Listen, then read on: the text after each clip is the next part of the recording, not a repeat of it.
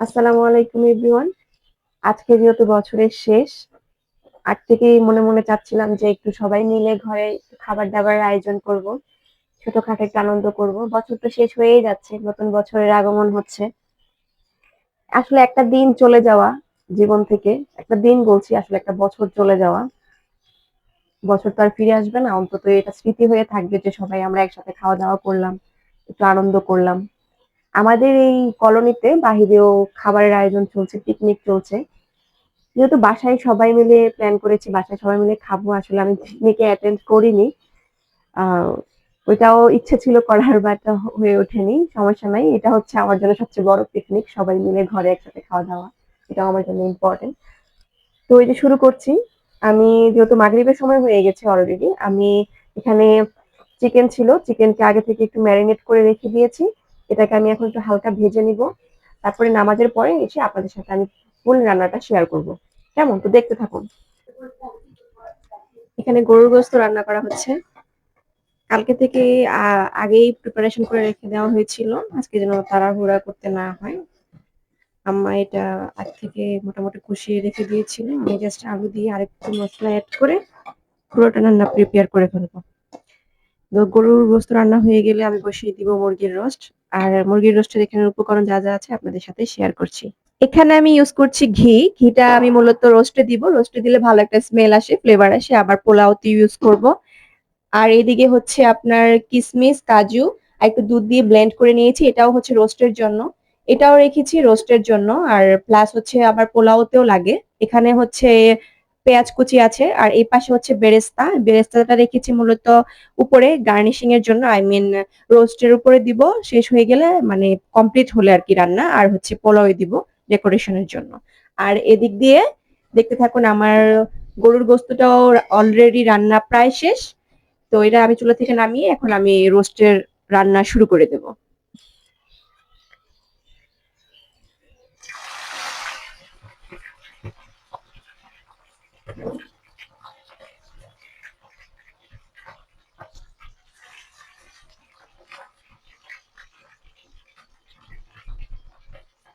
হালকা করে ভেজে নিব।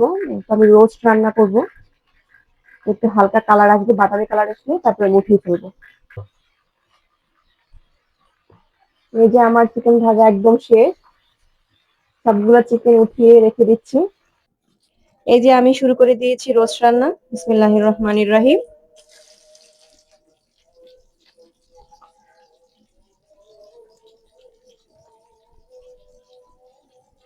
প্রথমে 2 টুকরা দিয়ে দিচ্ছি কাটা, মানে কাঁচা মরিচ কেটে রেখেছি। এগুলা দিয়ে দিলাম প্রথমে, পরে আবার আমি আস্ত কাঁচা মরিচ দিব।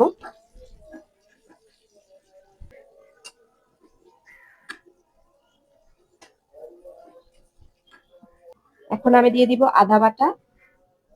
এখানে আদা বাটা করে রেখেছিলাম, আপনারা দেখেছেন। এখন আমি আদা বাটা দিব।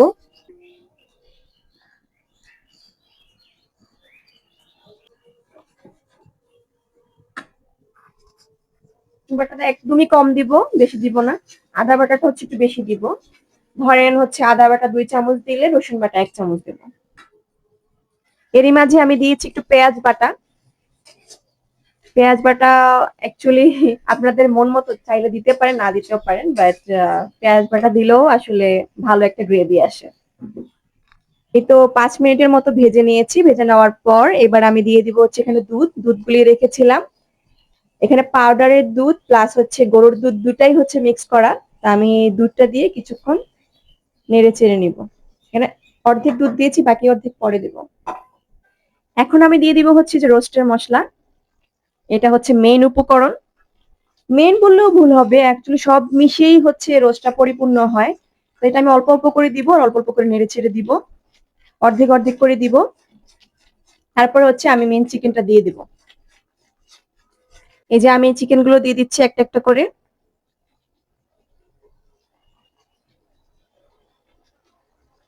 তো যে মশলাটা রয়েছে ওইটা আবার উপর দিয়ে ঢেলে দেবো, তারপরে আবার নেড়ে চেড়ে নিব।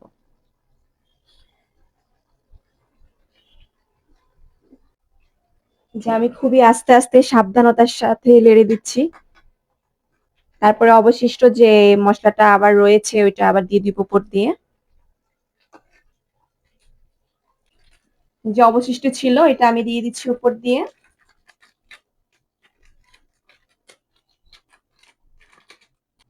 পুরোটা দিয়ে দিলাম, কমপ্লিট। তারপরে ওই যে আমি বলেছিলাম যে আমি কিছু দুধ রেখে দিয়েছিলাম, বলেছিলাম পরে ইউজ করব, ওই দুধটাও আমি দিয়ে দিব এখন।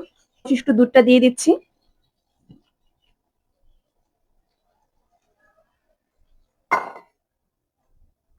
বন্ধুরা এবার আমি দিয়ে দিব হচ্ছে কয়েকটা আস্ত কাঁচামরিচ। এই যে আমি এবার এই যে কাজু বাদাম কিশমিশ আর এই যে দুধ দিয়ে যে ব্লেন্ড করেছিলাম এই মিশ্রণটা দিয়ে দিচ্ছি। ওয়াও, কি সুন্দর একটা স্মেল এসেছে, মাশাআল্লাহ। আমি আরেকটু দিয়ে দিচ্ছি।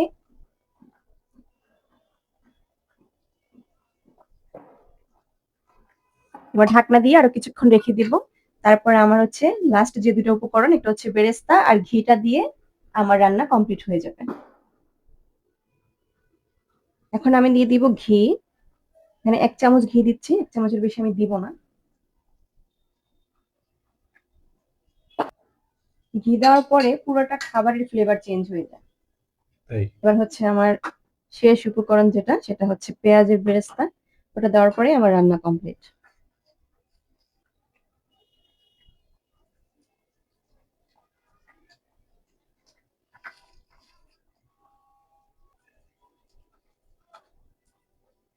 এই হচ্ছে আমার রোস্ট রান্না। এবার আমি চলে যাব পোলাও রান্নাতে।